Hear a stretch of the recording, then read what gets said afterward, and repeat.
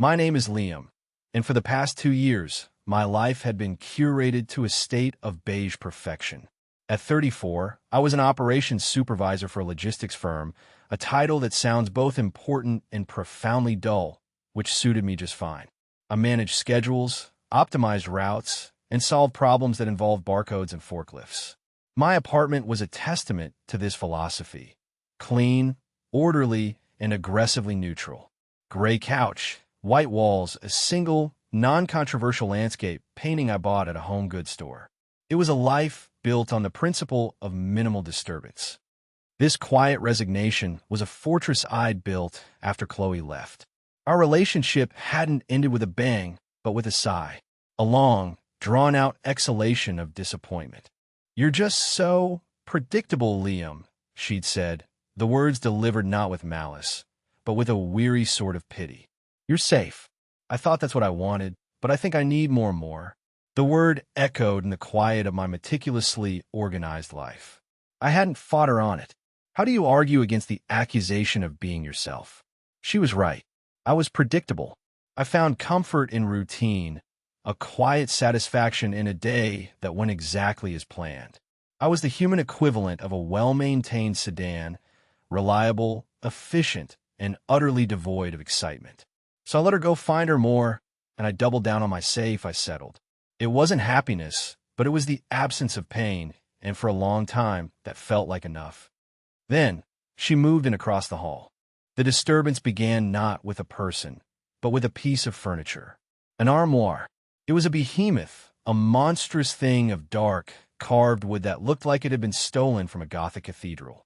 It was wedged, hopelessly and irrevocably, in the doorway of apartment 4B, and wrestling with it was a woman who seemed entirely too small for the task. I'd seen her before, of course, in the brief, head-nodding encounters of new neighbors. But this was different. This was chaos in action. I watched from my own doorway for a solid minute, a mug of rapidly cooling coffee in my hand. Her hair was a messy knot on top of her head, with stray strands clinging to her temples. She was wearing a paint-splattered t-shirt and yoga pants, and she was muttering a string of creative curses at the inanimate object.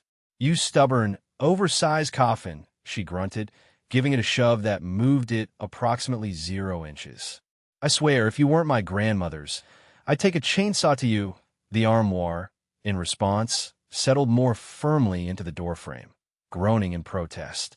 She kicked its base, a move I recognized as the universal signal of utter defeat. I should have just closed my door, maintained the beige, but something in her magnificent, futile struggle was compelling. "Having trouble?" The words were out before I'd fully consented to them. She jumped, whirling around. Her eyes were wide and a startling shade of green, like moss after a rainstorm.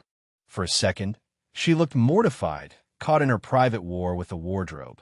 Then a slow, self-deprecating grin spread across her face, transforming it. It was a smile that reached her eyes, crinkling the corners. "You could say that," she said, her voice a little breathless. "I think this thing is actively mocking me. I'm Maya, by the way. The idiot who thought I don't need movers was a sound financial decision." I couldn't help but smile back. "Liam, the neighbor who probably should have offered to help 10 minutes ago." I set my mug down on the floor inside my apartment. "It looks like it needs to be angled. Pivot the top in first." "Oh, you think," she said, her tone dripping with mock sarcasm. And here I was just trying to phase it through the wall, with pure willpower. Her wit was instantaneous, a spark that lit up the tired, fluorescent-lit hallway. It wasn't defensive or sharp. It was playful, inviting me into the joke. It was the furthest thing from beige I'd encountered in years. That armoire became our first extended conversation. For the next hour, we twisted, pivoted, and slid the wooden beast through her doorway, our hands brushing, our shoulders bumping in the cramped space.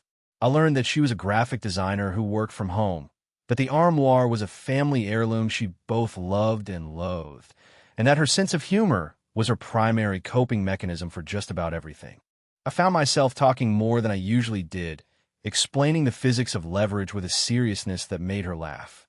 Her laugh wasn't a delicate tinkle. It was a full, throaty sound that echoed in the hallway, a sound that made me feel lighter. When the armoire was finally settled against her living room wall, we were both sweating and covered in a fine layer of ancient dust.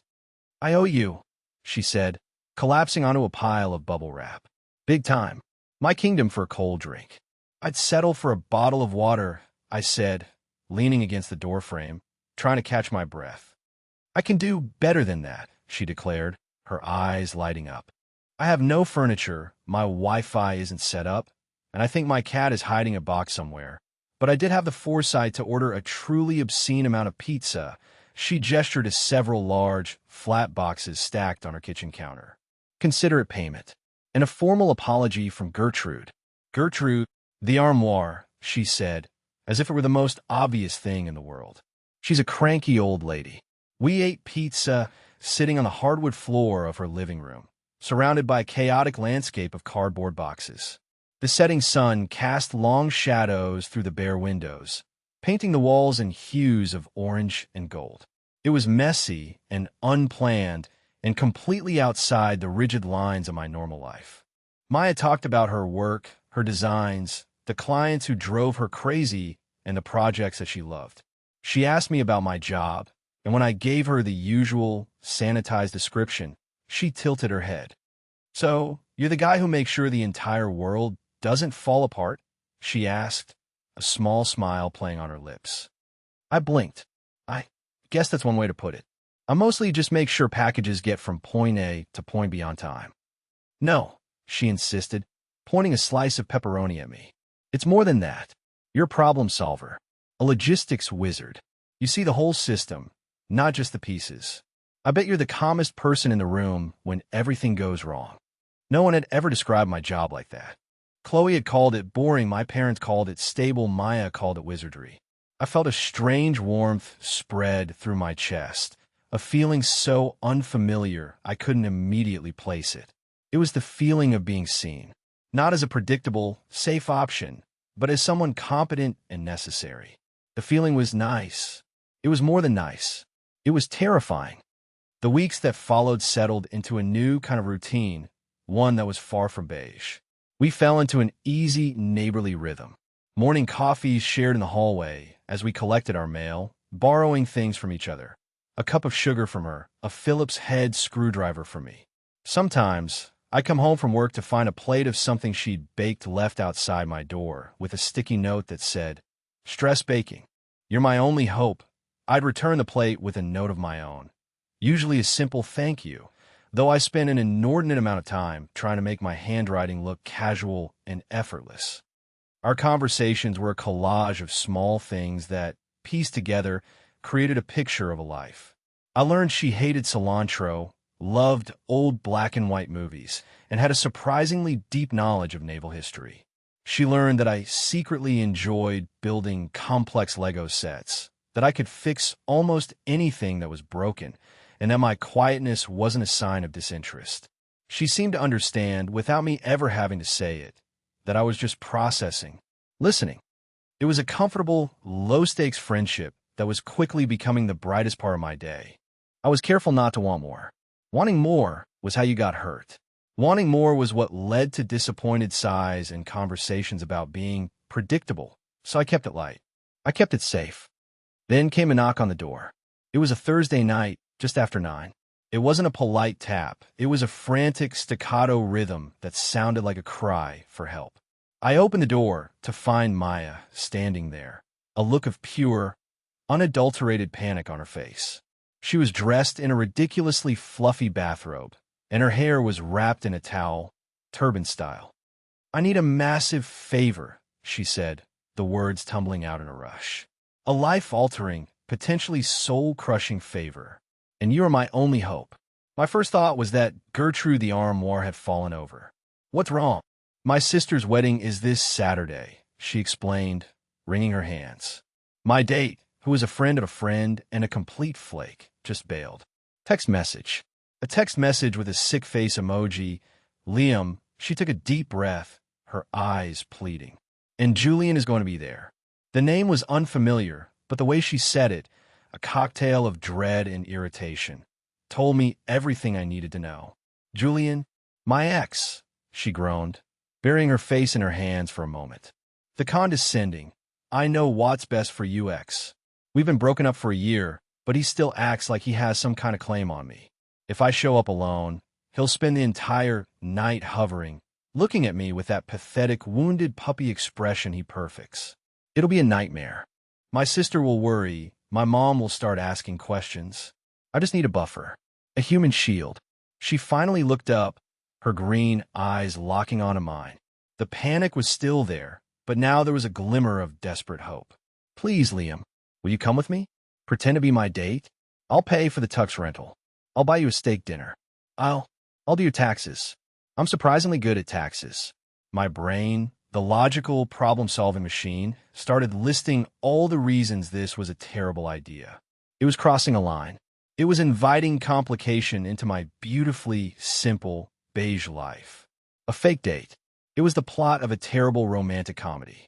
Chloe would have laughed at the very idea. She would have said it was too much drama, that I wasn't the kind of guy who did things like that. And that, right there, was the reason I said yes. Okay, I said. The word was quiet, but it landed in the space between us with the weight of a dropped anchor. Maya stared at me, her mouth slightly agape. Okay, just okay. You don't need to think about it. You don't want to check your schedule for, I don't know, organizing your sock drawer? My sock drawer is already organized, I replied, a small smile touching my lips. And you said it was an emergency. I'm the calmest person in the room when everything goes wrong, remember? The relief that washed over her face was so profound it was almost tangible. She let out a breath she seemed to have been holding since she knocked. Liam, she said, her voice soft with gratitude. You're a lifesaver. A true, certified hero. I just agreed to go to a wedding, I said, shrugging. Let's not get ahead of ourselves. But as I closed the door after she'd left, a whirlwind of details and thank yous trailing behind her, I knew it was already too late. I was ahead of myself. I was miles ahead, hurtling into territory that was vibrant and chaotic and terrifyingly not beige. And for the first time in a very long time, I wasn't trying to hit the brakes. The 2 days leading up to the wedding were a blur of logistics. Maya sent me a flurry of texts with details about the venue, the dress code, and a crash course on her family. My Aunt Carol will ask you about your 5-year plan. Just look earnest and mention a sensible investment portfolio, one text read. Another advised, my cousin Mark will try to challenge you to a dance-off. Feign a hamstring injury. It's the only way to win. It was like preparing for a military operation, and I found myself, to my own surprise, enjoying the strategy of it all. I rented a classic black tuxedo, as instructed. Standing in front of the mirror at the rental shop, I felt like an imposter. The suit was well cut, the fabric felt substantial, but the man wearing it felt like he was playing dress-up. This was the kind of thing a man with more did. A man who wasn't predictable. I straightened the bow tie, my fingers clumsy. What was I doing? This was insane. I was about to spend an entire evening pretending to be someone I wasn't, all to protect a woman I barely knew from an ex-boyfriend I'd never met. But when I thought of the alternative, a quiet Saturday night in my beige apartment, probably re-watching a documentary about manufacturing processes, a strange sense of rebellion took hold. This was, if nothing else, a deviation from a schedule, a glitch in the system, and a part of me was curious to see what would happen. On Saturday evening, I knocked on her door at precisely 6 o'clock. My heart was doing a strange, unfamiliar tap dance against my ribs. When she opened the door, the world tilted slightly on its axis. She was wearing a deep emerald green dress that shimmered under the light. It matched her eyes. Her hair was swept up in an elegant style that left a few delicate tendrils curling around her neck. She looked stunning. It was an insufficient word, but my brain, usually so good with precise language, couldn't supply a better one. Her eyes widened as she took me in. Wow, she breathed. Liam, you clean up exceptionally well. The tuxedo was a good call. You too. I managed, my voice sounding a little rough. I mean, you look, the dress is green smooth, Liam. Very smooth. She laughed, that wonderful, full-throated sound that seemed to chase away the awkwardness. Thank you. It is indeed, Green. Ready to enter the lion's den? Ready as I'll ever be, I said, offering her my arm. She hesitated for a fraction of a second before taking it. Her fingers were warm against the fabric of my jacket. The contact sent a tiny jolt up my arm, a spark of electricity that had nothing to do with static. As we walked down the hallway, I was intensely aware of her proximity, the faint scent of her perfume, something light and floral, like jasmine, and the soft rustle of her dress. The pretense had begun, but it already felt dangerously real.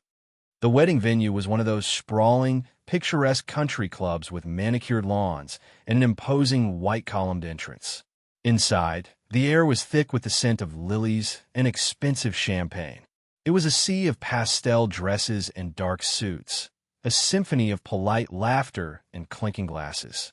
We were immediately swept up by Maya's sister, the bride, who gave her a frantic hug and me a quick, appraising look. "You must be Liam," she said, her smile bright and genuine. "Maya's told me so much about you." I glanced at Maya, who gave a tiny, almost imperceptible shake of her head. "Right? The cover story. We'd concocted a simple one in the car. We were neighbors who'd recently started dating. It was plausible, easy to remember. "It's great to finally meet you," I said, channeling a confidence I didn't feel. "Congratulations. Everything looks beautiful." We navigated the introductions to her parents, her aunts, her cousins. I deployed the sensible investment portfolio line on Aunt Carol, which worked like a charm.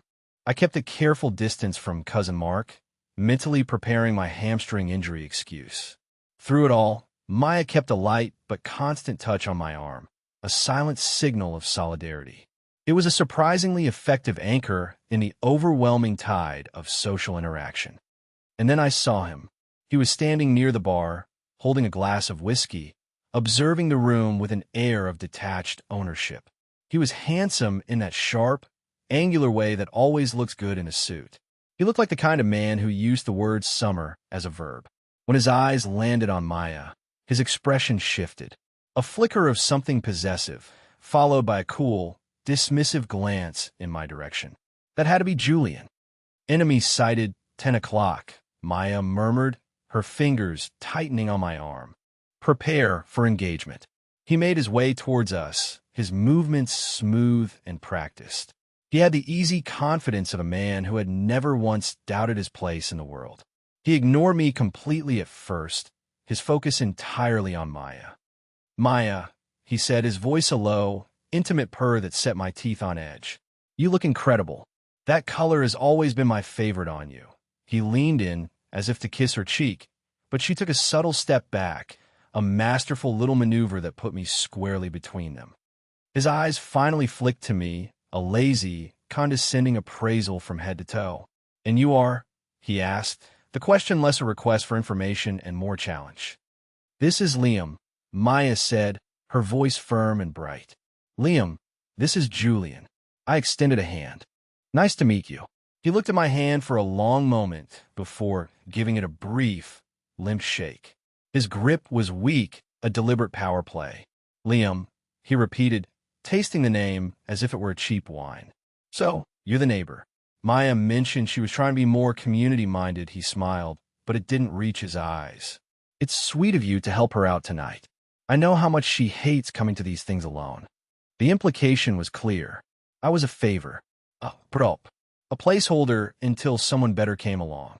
I could feel Maya tense beside me, ready to jump to my defense. But something in his smug superiority sparked that same quiet rebellion I'd felt in my apartment. The part of me that was tired of being predictable. I met his gaze, my expression perfectly neutral. "It's no trouble at all," I said, my voice calm and even. "When you care about someone, you're happy to be there for them. You don't really see it as helping out, you just see it as being where you're supposed to be." The words hung in the air between us. It was a direct hit, and he knew it. A flicker of annoyance crossed his face before he masked it with a condescending chuckle. "How very noble," he said, taking a sip of his whiskey. "Well, you two enjoy the party. Try not to let my best man speech get too emotional for you, Maya. You know how I get." He gave her a final, lingering look and sauntered away. Maya turned to me, her eyes wide with something I couldn't quite decipher. It was a mixture of shock, relief, and something else. Something that made my stomach do a slow, nervous flip. "What was that?" she whispered, her voice full of awe. "I believe that was a conversation," I said, trying for a lightness I didn't feel. My heart was pounding. "No," she said, shaking her head. "That was, you completely dismantled him, without even raising your voice. He came over here to mark his territory, and you just built a polite, reasonable fence right through the middle of it. He seems like the kind of guy who's used to people being intimidated by him," I observed. "Sometimes the most unexpected thing you can do is just be polite." She stared at me for a long moment, a slow smile spreading across her face. "You, Liam, are full of surprises." She squeezed my arm, a gesture that felt less like part of the act and more like a genuine expression of gratitude. "Thank you." "Anytime," I said, and the terrifying part was, I meant it. The rest of the evening passed in a haze of dinner, speeches, and cake. Julian's best man speech was exactly as self-aggrandizing and emotionally manipulative as I'd expected, filled with thinly veiled references to his and Maya's shared past. I watched her as he spoke, her expression a carefully constructed mask of polite interest, but I could see the tension in her jaw. On instinct, I reached under the table and found her hand, giving it a gentle squeeze. She looked at me, surprised, and then her fingers intertwined with mine. It was a small, hidden gesture, but it felt monumental. A silent, shared acknowledgement of the charade and the reality that was blurring beneath it. Her hand never left mine for the rest of the dinner. When the music started, the bride and groom took to the floor, followed by the rest of the wedding party. Soon, the dance floor was a swirling mass of bodies. I was never much of a dancer. It was another one of those things Chloe had lamented. My lack of spontaneous rhythm, my tendency to stick to a simple, predictable side-to-side sway. "I think we're contractually obligated to dance at least once," Maya said, her eyes twinkling with amusement as a slow song began to play. "It's in the fake date bylaws." "I should warn you," I said, as I led her towards the floor. "My moves are limited to what I've termed the gentle rock. It's not very exciting." "I think I can handle it," she laughed, letting me pull her close. I rested one hand on the small of her back, and our other hands, which still seemed to be linked by some invisible magnetic force, came up between us. We fell into a simple rhythm, swaying with the music. The space between us was charged, electric.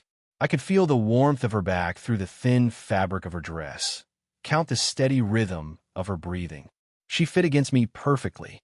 We didn't talk for the first minute of the song, just moved together in the dim, colored light. It wasn't awkward. It was a comfortable silence, a shared moment of peace in the middle of the orchestrated chaos. I found myself looking down at her, at the way the light caught the strands of her hair, the gentle curve of her smile. Then she looked up at me, her expression thoughtful, serious. "You know," she said, her voice quiet, almost lost in the music, "I've figured something out about you." "Oh yeah?" I asked, my heart rate picking up its frantic pace again. "What's that?" "You're not quiet because you have nothing to say," she said, her green eyes searching mine. "You're quiet because you're listening, really listening. Most people don't do that. They just wait for their turn to talk." The music seemed to fade away. The rest of the room, the other dancers, the clinking glasses, it all dissolved into a blurry background. Her words struck me with the force of a physical blow. Chloe's voice echoed in my memory, a ghost at the feast. "Why are you so quiet all the time? It's like you're not even here." She had seen my silence as a void, an absence of personality. Maya saw it as a presence, an act of attention. This was it, the moment of being seen. It was more profound, more terrifying, and more wonderful than the moment I'd helped her with the armoire. This wasn't about my competence. It was about my character. The very core of who I was, the part one thought was a flaw, she had just framed as a strength. I couldn't find any words. My throat felt tight. All I could do was look at her, hoping my eyes could convey the earthquake she had just set off inside me. She must have seen something in my expression, because her smile softened, becoming something incredibly tender. "It's a good thing, Liam," she whispered. "A rare thing." The song ended, but we didn't move. We just stood there on the dance floor, our hands still linked, the space between us humming with everything that hadn't been said. The spell was broken by a loud, boisterous voice from behind us. "There you are. I was wondering where you two had snuck off to." We turned. Julian was standing there, a fresh drink in his hand and a predatory glint in his eye. He was no longer trying to be subtle. The polite veneer had cracked, revealing the possessive arrogance beneath. He'd seen us dancing, seen the look that had passed between us, and he didn't like it. "We were just dancing, Julian," Maya said, her tone cool and clipped. She made no move to step away from me. If anything, she seemed to lean into my side, a small, defiant gesture. Julian's gaze swept over us, lingering on our joined hands. A muscle in his jaw twitched. "It's a touching scene," he said, his voice laced with a thick, syrupy condescension. "Really?" Maya always did have a soft spot for strays. He took a deliberate step closer, invading our space. He directed his next words to me, but his eyes were fixed on her. "Let me give you some friendly advice, Liam. Maya has expensive taste. She likes nice things, trips to Europe, restaurants where the menu doesn't have pictures. It's a lot to keep up with. I should know." This was his move, an attempt to paint me as inadequate, a simple, working-class guy who couldn't possibly provide the kind of life he thought she deserved. He was trying to reestablish his dominance, to remind her of a shared history that I wasn't a part of.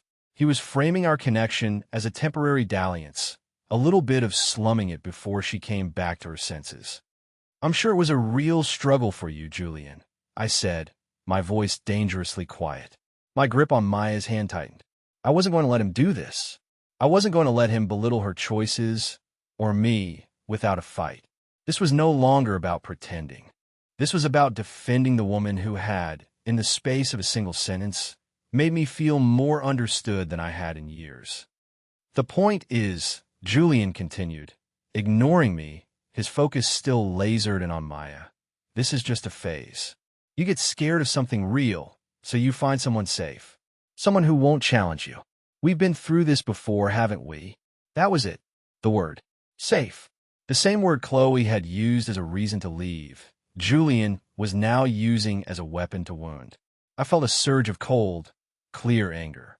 But before I could say anything, Maya spoke. Her voice was not loud, but it cut through the air with the precision of a surgeon's scalpel. "Stop it," she said. Julian blinked, taken aback by her directness. "Maya, I'm just trying to look out for you." "No, you're not," she countered, finally dropping my hand to take a step forward, placing herself directly in front of him. She was magnificent, a warrior in an emerald green dress. "You're not looking out for me. You're trying to control me. You've always done it. You mistake your opinions for facts and your jealousy for concern. You think you know what's best for me, but you have never, not once, actually listened to what I want." She gestured back towards me, not with a flick of her hand, but with a deliberate, meaningful motion. "You call Liam safe like it's an insult. You want to know what he's done for me tonight?" He listened. He showed up. He stood next to me and made me feel supported, not owned. "He has shown me more genuine kindness and respect in the last few hours than you showed me in 3 years." The color drained from Julian's face. He looked, for the first time all night, completely stunned into silence. He opened his mouth, then closed it again. There was nothing he could say. She had just laid the truth out, bare and undeniable for him to see. And then she delivered the final, devastating blow. She turned back to me, her eyes blazing, as she took my hand again. It wasn't a hidden gesture this time. It was public. It was deliberate. A declaration. She laced her fingers through mine, her grip firm and unwavering, and held our joined hands up in the space between us, a clear and unmistakable symbol of her choice.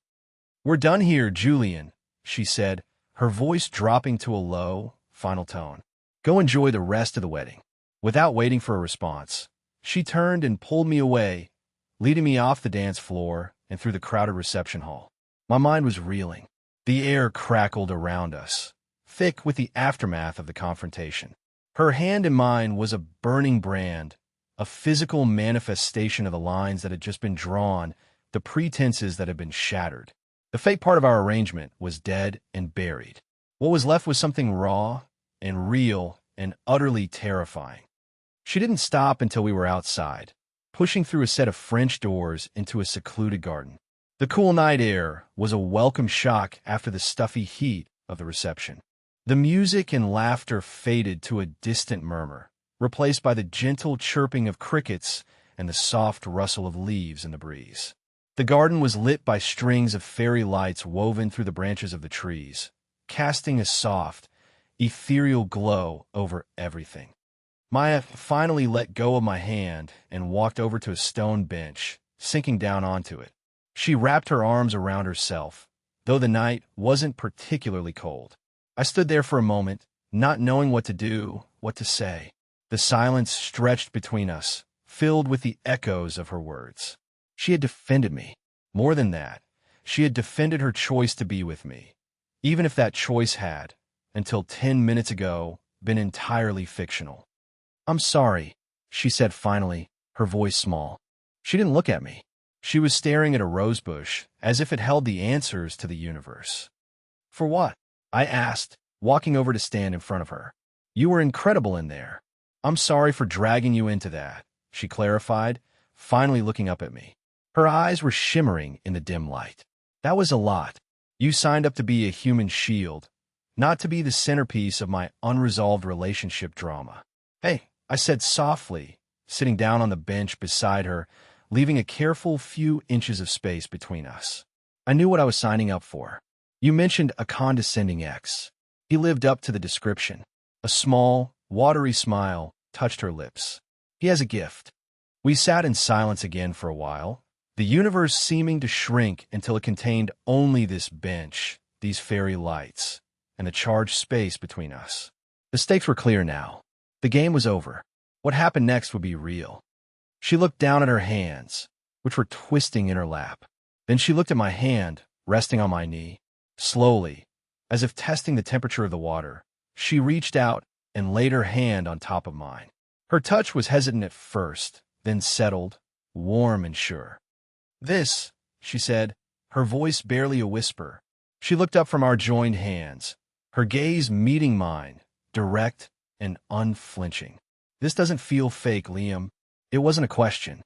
It was a statement of fact, a truth laid bare, waiting for me to acknowledge it. My heart felt like it was going to beat its way out of my chest. All my carefully constructed walls, my beige fortresses of emotional safety, were crumbling. Chloe's voice was a distant, fading echo. All I could hear was the blood rushing in my ears and Maya's quiet, steady breathing. Here it was, the moment of choice. I could retreat. I could make a joke, deflect, and guide us back to the safe, comfortable territory of our fake arrangement. I could go back to being predictable, or I could take a leap. I could be the man she thought I was, the man who wasn't afraid to be where he was supposed to be. I turned my hand over, lacing my fingers through hers. Her skin was soft, her grip surprisingly strong. I took a deep breath, the scent of night-blooming jasmine filling my lungs. It hasn't felt fake to me for a while now, I confessed, the words feeling both terrifying and liberating as they left my lips. To be honest, I didn't just agree to come tonight because you were in a jam. I agreed because it was an excuse to spend time with you. Any excuse. Her breath hitched. Her eyes, wide and luminous, never left mine. "From the moment I saw you wrestling with that armoire," I continued, the words coming more easily now, a floodgate of honesty opening up inside me. "I knew you were different. You were cursing at it, but you weren't giving up. You were surrounded by chaos, but you were still trying to make a home.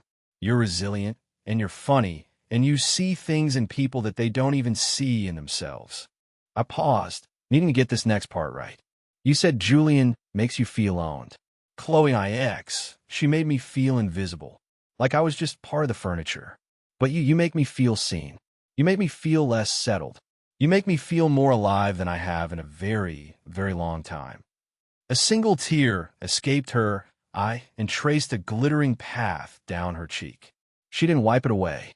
A slow, beautiful smile dawned on her face, a smile of pure, unadulterated relief. "I was so hoping you were going to say that," she whispered, and then she leaned in. The space between us disappeared. Her lips met mine, and the world fell away. It wasn't a frantic, desperate kiss.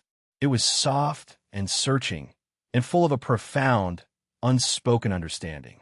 It tasted of champagne and hope. It was a confirmation of everything that had passed between us. The witty banter, the shared glances, the comfortable silences, the squeeze of a hand under a table. When she pulled back, she rested her forehead against mine. We stayed like that for a long moment, our breaths mingling in the cool night air, our hands still tightly clasped between us. The fairy lights twinkled in the darkness, each one a tiny star in our own private galaxy. "So," she said, her voice a little shaky, a breathless laugh woven into the word. "What happens now?" "I have no idea," I admitted, a genuine smile spreading across my face. "My life plan didn't really account for this." "Good," she said, pulling back just enough to look me in the eyes. "Plans are overrated. They're too predictable." The day after the wedding felt like waking up in a different country. The light filtering through my blinds seemed brighter, the coffee from my machine tasted richer. My apartment, once a sanctuary of beige calm, now felt quiet, empty. I kept glancing at my front door, half expecting her to knock, half terrified that she would. The kiss in the garden had changed everything. We had crossed a threshold, and there was no going back to being just neighbors. I spent most of Sunday morning pacing, replaying every moment of the previous night in my head. The confrontation with Julian, the dance, her words, "You're quiet because you're listening," the kiss, especially the kiss. It felt less like a memory and more like a brand, a permanent mark on my soul. What now? The ball was in my court. She had laid her feelings bare, and I had met her there. But a wedding, fueled by champagne and adrenaline, was one thing. A quiet Sunday morning was another. I couldn't let this moment slip away. I couldn't retreat back into my shell of predictability. Taking a deep, fortifying breath, I walked out of my apartment and knocked on her door. No frantic pounding this time, just a simple, firm rap of my knuckles. She opened it a moment later, looking soft and sleepy in an oversized college sweatshirt and leggings. Her hair was down, falling in loose waves around her shoulders. She wasn't wearing any makeup. She was, somehow, even more beautiful than she had been in the emerald dress. "Hey," she said, a shy smile gracing her lips. "Hey," I replied, my voice steadier than I expected. "I was wondering if you're free for dinner tonight." Her smile widened. "Are you asking me on a date, Liam?" "A real one this time," I confirmed. "No exes, no fake backstories. Just you and me." "I would love that," she said, her eyes shining. "But on one condition." "Name it." "We go somewhere with pictures on the menu," she said, her voice full of mischief. I'm feeling rebellious. We ended up at a small, family-run Italian place a few miles away. It was the antithesis of the kind of restaurant Julian would have chosen. The tablecloths were red and white checkered. The lighting was warm and intimate, and the menu did, in fact, have slightly faded pictures of lasagna and spaghetti bolognese. It was perfect. The conversation was easy, flowing. We talked about everything and nothing. We didn't rehash the drama with Julian. There was no need. Instead, we talked about our past in a way we hadn't before. I told her about Chloe, about the slow, quiet erosion of a relationship that died from a lack of passion. I told her how being labeled boring and safe had become a self-fulfilling prophecy, how I had leaned into the role because it was easier than trying to be someone I wasn't. "But you're not boring," she said, reaching across the table to touch my hand. "You're steady. There's a difference. A boat that's boring doesn't move. A boat that's steady can get you through a storm." Her ability to reframe my perceived flaws into strengths was a revelation. It was like she was holding up a different mirror, one that showed a reflection I actually recognized and liked. She told me about Julian, about how his initial confidence and charm had slowly morphed into a suffocating need for control. He'd helped with her career by criticizing her clients, improved her wardrobe by buying her clothes he liked, and supported her friendships by pointing out all her friends' flaws. She had become a project to him, not a partner. He made me feel like I was constantly failing some invisible test, she confessed, staring down at her water glass. Like I wasn't smart enough, or ambitious enough, or polished enough on my own. It took me a year after we broke up to stop hearing his voice in my head every time I made a decision. We found a strange, sad comfort in our shared history of being misunderstood. We had both been with people who tried to shape us into something we weren't, who saw our best qualities as deficiencies. Sitting there in that little Italian restaurant, it felt like two survivors of different shipwrecks finding each other on the same deserted island. The weeks that followed were a quiet, wonderful unfolding. The invisible line that had separated apartment 4A from 4B dissolved completely. Our doors were often left ajar, an open invitation. My beige apartment started to acquire splashes of color. A vibrant throw pillow she'd left on my couch. A ridiculously cheerful coffee mug that she claimed was now mine. A small, potted succulent she insisted my windowsill desperately needed. In turn, my life began to seep into hers. I fixed her perpetually leaky faucet. I assembled a complicated shelving unit that had been mocking her from its box for a month. I introduced her to the quiet satisfaction of completing a 1,000-piece Lego set of the Millennium Falcon. Our lives began to merge in these small domestic acts. Her bringing me coffee in the morning as I was getting ready for work. Me picking up her favorite takeout on my way home. Falling asleep on her couch watching an old movie and waking up with a blanket tucked around me. It wasn't a grand, sweeping romance. It was something better. It was quiet and steady and real. It was the slow, careful construction of a shared life, brick by brick, moment by moment. I learned the nuances of her moods, the way she chewed on her lower lip when she was concentrating on a design project, the specific sigh that meant a client had just sent an infuriating email, the way her eyes lit up when she talked about a new idea. And she learned mine. She learned that my silence was often companionable, not angry. She learned to recognize the subtle shift in my posture that meant I was stressed about work. She learned that the best way to get me to open up was not to push, but to simply sit with me, to be a quiet, steady presence until I was ready. One Saturday, about 2 months after the wedding, I was helping her hang a large gallery wall of photos and prints in her living room. I was on a stepladder, level in hand, and she was on the floor directing me. "A little to the left," she instructed. "No, my left." "Okay, too far. Back to the right. A smidge. A tiny, tiny smidge." I moved the frame a millimeter. "Here. Perfect," she declared. I hammered in the nail and hung the picture. I came down the ladder and stood next to her, and we admired our work. The wall was a beautiful, chaotic mosaic of her life. Photos of her family, print from artists she admired, a few of her own early designs. "It looks great," I said. "We make a good team," she replied, leaning her head on my shoulder.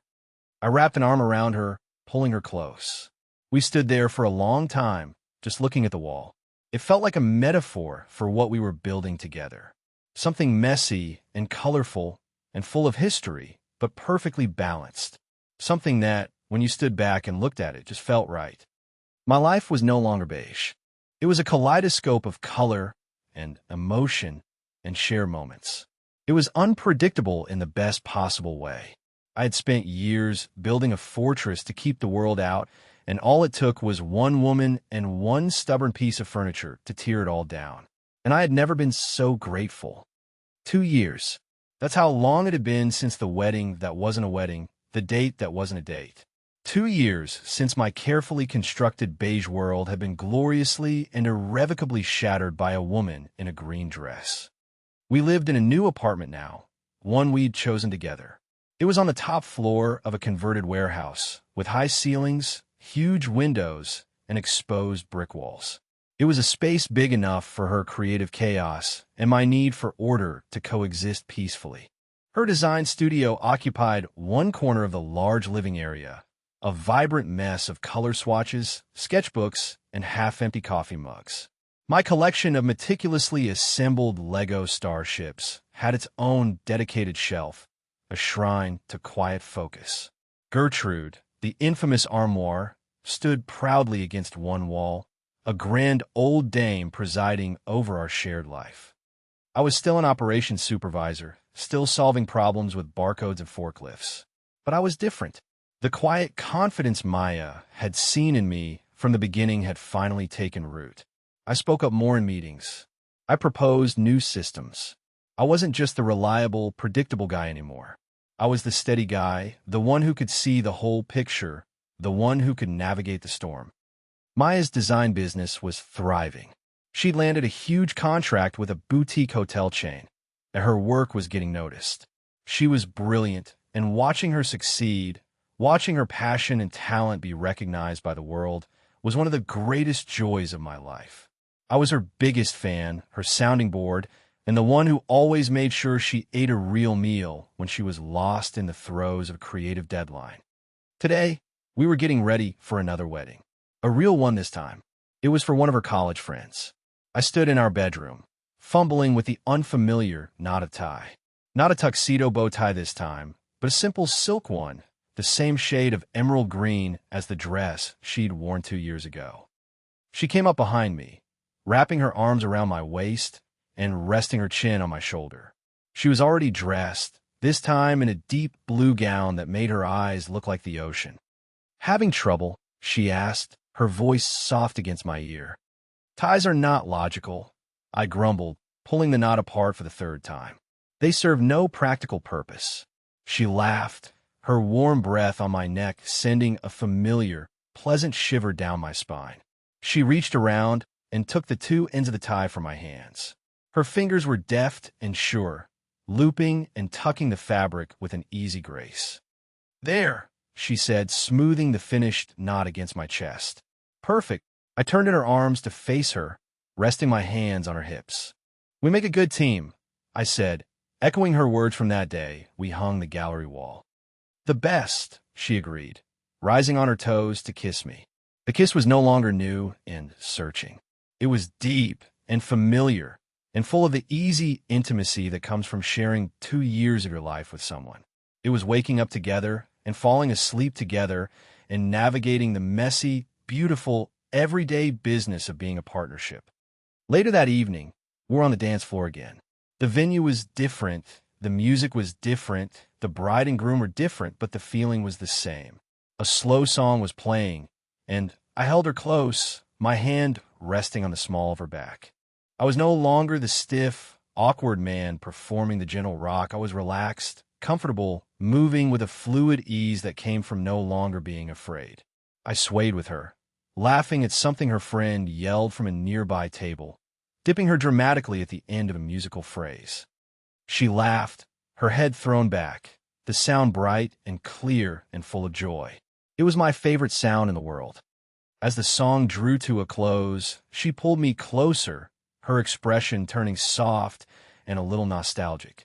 She leaned in, her lips close to my ear, and whispered, her voice full of warmth and a hint of playful mischief. "Still don't feel fake, does it?" I smiled, a real, deep smile that reached every corner of my being. I pulled her flush against me, my hand moving to cup the back of her head, my fingers tangling in her soft hair. I looked down into her beautiful, moss-green eyes, the eyes that had seen me, truly seen me, from the very beginning. "It's the only thing that's ever felt real," I said, and it was the truest thing I had ever said in my life.